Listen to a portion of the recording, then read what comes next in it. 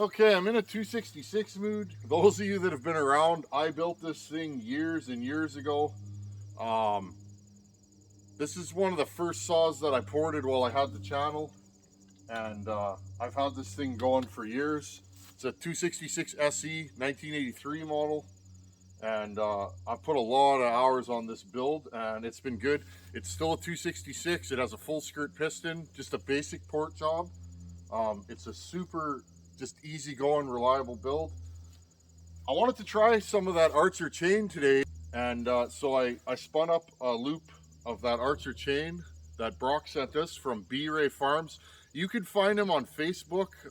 Just check out Beeray Farms, and he provided this stuff to the channel, and I'm excited to use it. I installed this chain fairly tight because it's a brand new loop. I'm guessing it's going to stretch, and I'm excited to try this. I'm gonna bar oil and gas this thing up, and let's get this thing rocking and rolling. See how the old girl starts today. It's been a while.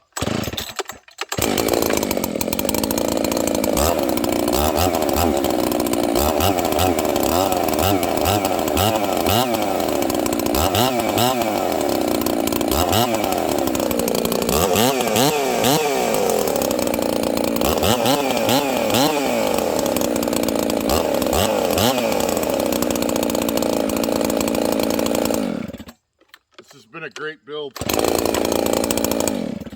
love it. Okay.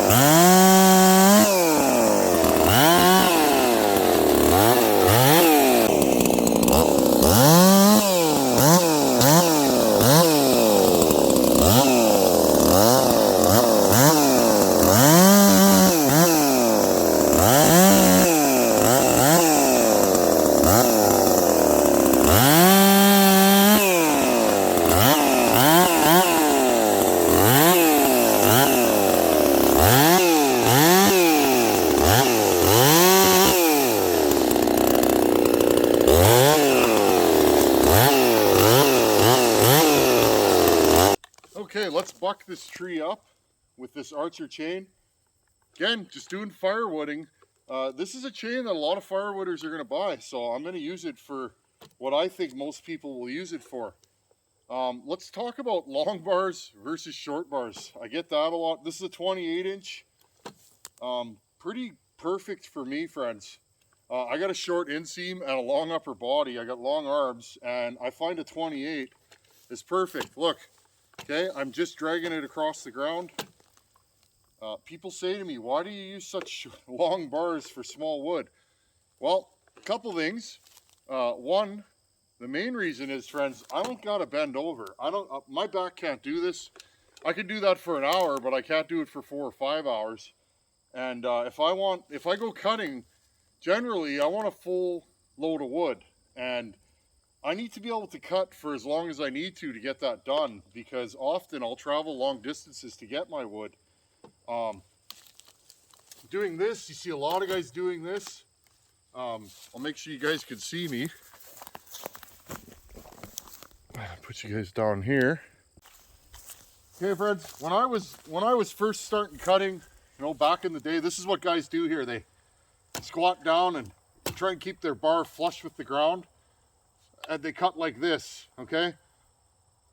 Or they do this, put your knee down on the wet ground or whatever and cut. Or they do this. Now, can you guys see the problem with all three of these? I can. Any of these? Look how close you are to the bar. If you're not watching your tip and you grab a branch and it kicks back, you have way less time for that kickback, to hit the brake, or hit your face or your hard hat. So To me, I can't do this all day. And to each their own, but if you run short bars, I used to run 20s and 24s. A 20 was my go-to, does everything bar. Try one of these long bars, get a lightweight bar. There won't be more weight. I already did a video on this showing how light this bar actually is. It's lighter than a 24-inch standard bar, so there's not a weight issue. Yeah, to me, it's just a good deal. So anyhow, my knee's already not happy doing this. I can't kneel all day. I certainly can't do this, and I can't do this all day. That's crazy talk to me. So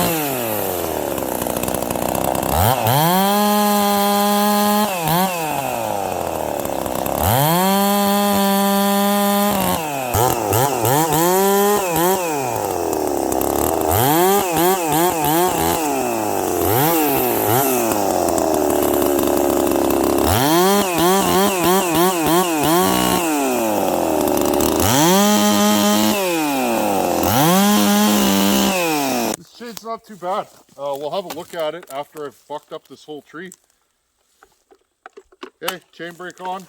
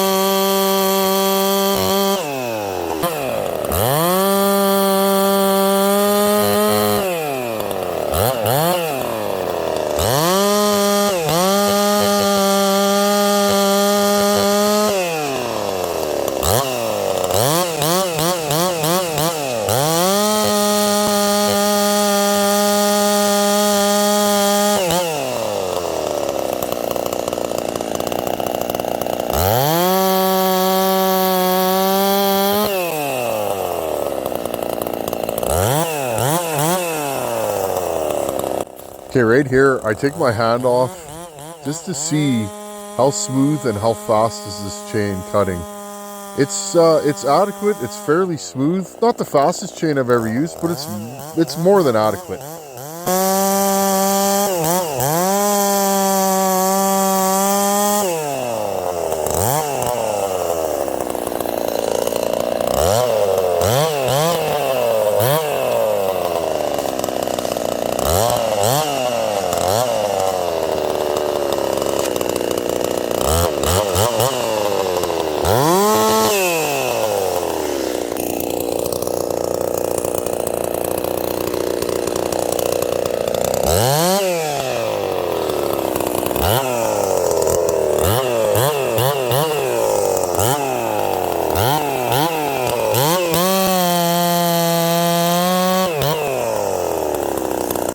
And for those of you wondering, this is just a regular good old port job. There's nothing exotic in this motor. Just good timing numbers, or better than stock, no machine work, a flat top. There's 2 rings in the saw. The only thing I would do again, a little too much intake timing. We'll talk about that after.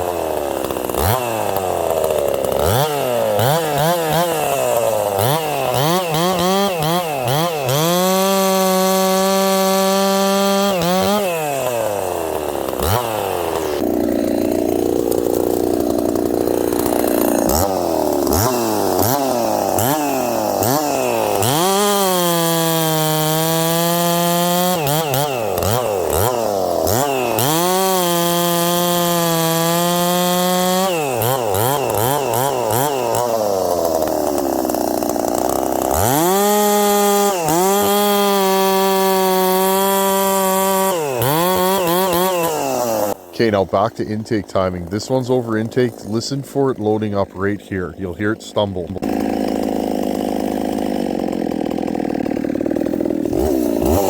So I always stress not to over intake a saw. This saw is a perfect example of it. It does cut and run great, but it's a little bit of a picky idler, and it does tend to load up at times with fuel on the low jet, no matter how you tune it.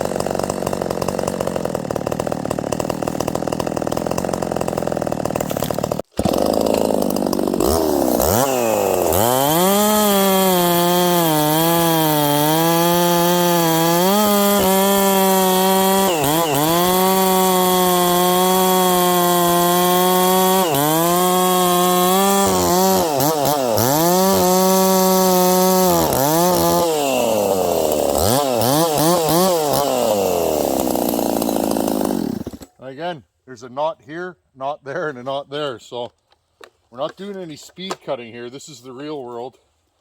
This chain has stretched pretty bad now, and I'll just make one more cut.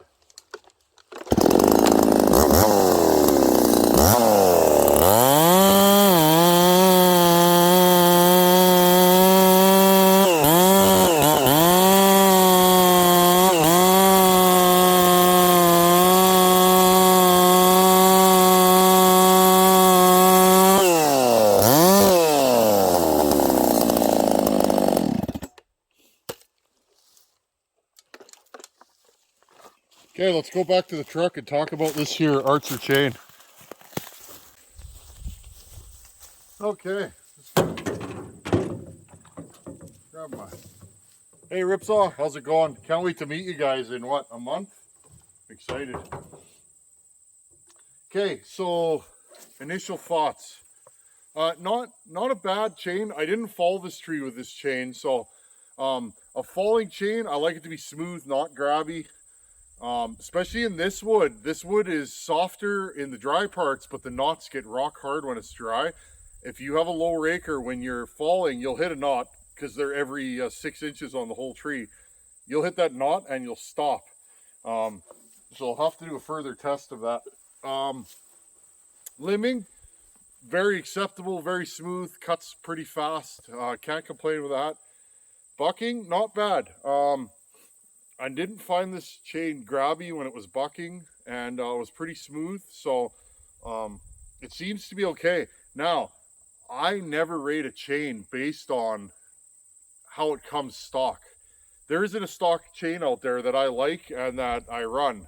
To me, the proof with this will be as I sharpen it, how does it last with a sharpened edge? My hand files, I mean, pretty much, friends, my hand files, I can out sharpen any stock chain, and as most of you can. Right now, looking at these cutters, they still feel very sharp, and you know, they feel pretty good. Like, I feel like I could keep going. I put a whole tank of fuel and did one tree with this, so you know, this chain probably has 30 minutes of runtime now. It feels okay. Now, one thing I noticed at the end, this chain started to stretch. I have a feeling that my bar oiler hole is clogged. I didn't open it up yet, friends. I left it stock. I think I'm going to grind out the oiler hole in this particular bar just to get me a little more oil. Now, this saw globs the oil on the bar. It drips off, but I like a bigger oiler hole because they don't clog as easily. Yeah, I'm going to bring you guys in here. Let's have a look at the cutters now that this chain has some time on it. What do they look like? Are they burnt? Are they still sharp? I'll let you guys be the judge of that. Okay, let's get you in here. There you go. There's one of your cutters. And, oh, it's still razor sharp, actually. No burrs on it.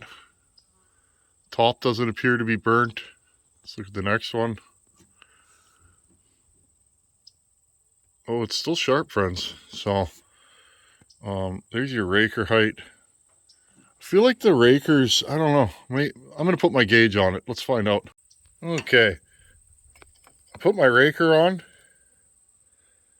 It's a Husqvarna raker gauge. I hope you guys can see.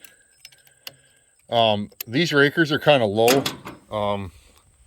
So my guess is for falling, this chain will be a little grabby for me. But I'm going to give you guys the straight goods. These cutters, none of them are burnt. This one's got a little ding on it. They're not bad though. I would keep running this for another tank of fuel. I wouldn't even touch it up. Okay, well, I want to give a special thanks to Beeray Farms for sending this bar and chain, and he sent me a roll of chain and, you know, all the stuff I need to spin up a few more loops. So thank you very much, Brock. You're a good fella.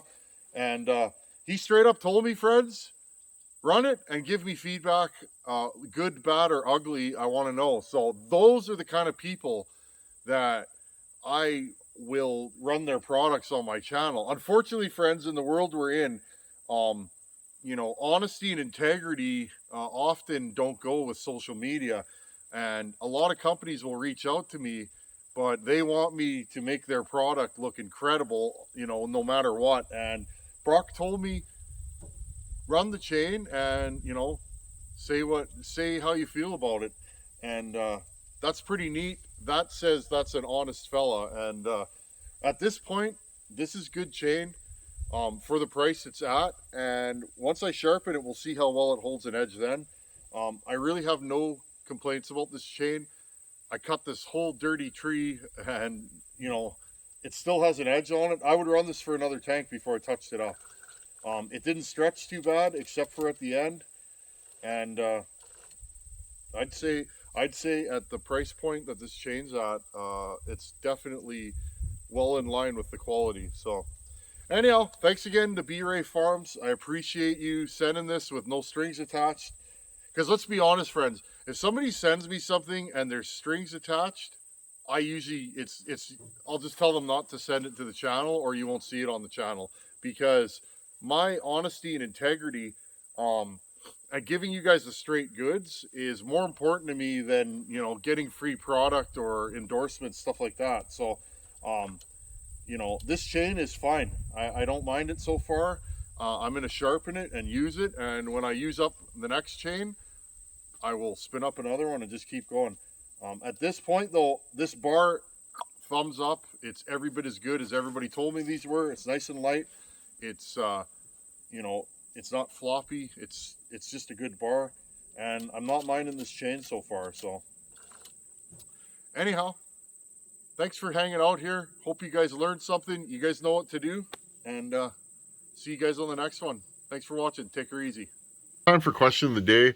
But before we get to that, I want to talk about 266s. Now, friends, I only ran steels for quite a few years. Steel is the most common saw here. There's 15 steel dealers to every one Husky dealer, and that's the only saws I had exposure to. That and home lights. And running a pro steel over a non-AV big heavy home light, that was a step up for me.